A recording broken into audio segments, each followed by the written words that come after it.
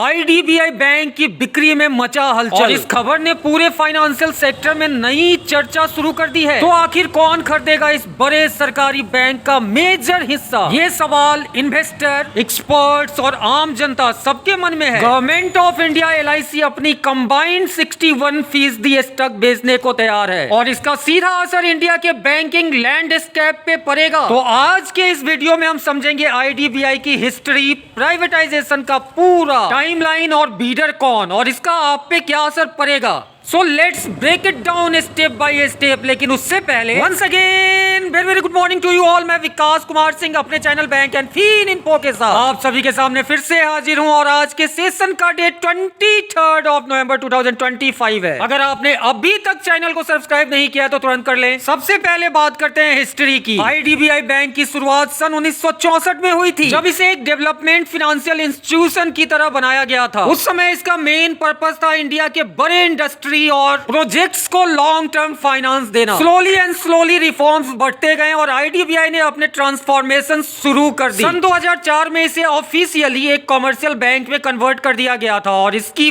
Full banking licence दी गई थी। लेकिन चैलेंज भी आए जिसके कारण कई सालों तक बैंक फाइनेंशियल स्ट्रेस में रहा था। इसी कारण से सन 2019 में एलआईसी ने बैंक के मेजर इक्विटी को लेकर इसे स्टेबल किया।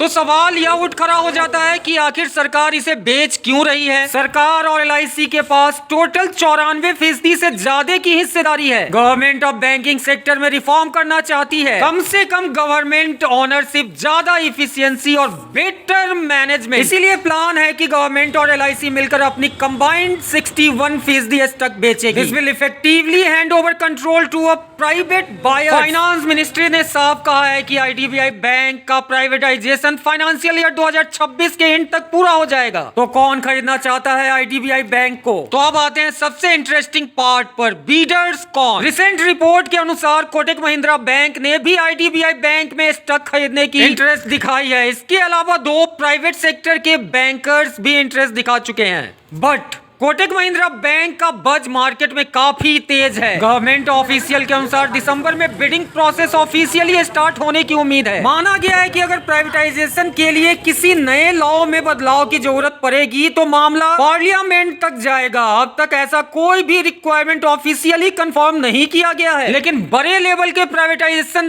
डील में लेजिस्लेटिव अप्रूवल समटाइम नीडेड होता है। वहीं पिछले 6 महीने में 6% और 1 साल में 31% मार्केट में आईडीबीआई बैंक का शेयर ग्रोथ किया है। बैंक का करंट मार्केट कैप लगभग 1.07 लाख करोड़ के आसपास है। तो ये थी आईडीबीआई बैंक की लंबी कहानी। 1964 के एक डेवलपमेंट बैंक से लेकर आज का मेजर प्राइवेट डील तक का सफर। एंडिंग ऑफ द सेशन, सेवा की समाप्ति, सब्सक्राइब की बारी है। Thank you, thanks.